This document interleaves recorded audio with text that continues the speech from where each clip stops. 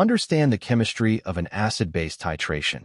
In a titration of a weak monoprotic acid, HA, with a strong base, and AOH, the equivalence point, or stoichiometric endpoint, is reached when the moles of base added are exactly equal to the moles of acid initially present in the sample.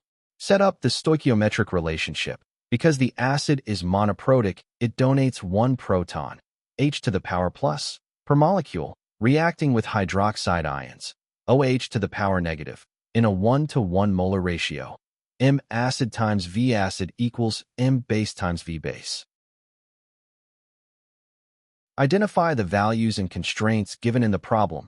Volume of each acid sample titrated, V acid, equals 100 ml, or 0.100 liters. Molarity of the sodium hydroxide titrant, M base, equals 0.20 molar. Target acid concentration, M acid, equals between 0.20 molar and 0.30 molar. Rearrange the equation to solve for the initial molarity of each acid sample.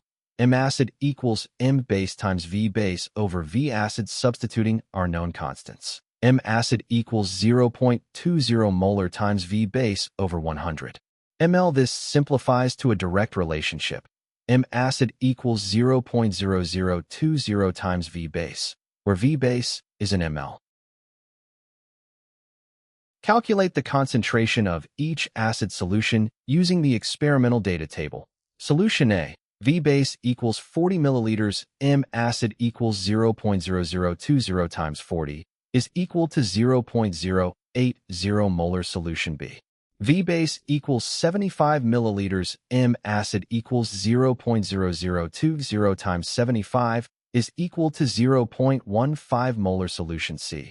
V base equals 115 milliliters, M acid equals 0.0020 times 115 is equal to 0.23 molar. Solution D. V base equals 200 milliliters, M acid equals 0.0020 times 200 is equal to 0.40 molar. Compare the calculated concentrations to the required range. Only solution C has an initial concentration, 0.23 molar, that falls securely within the required manufacturing range of 0.20 molar to 0.30 molar. This identifies option C as the most suitable choice to maximize the yield. The correct answer is option C, solution C.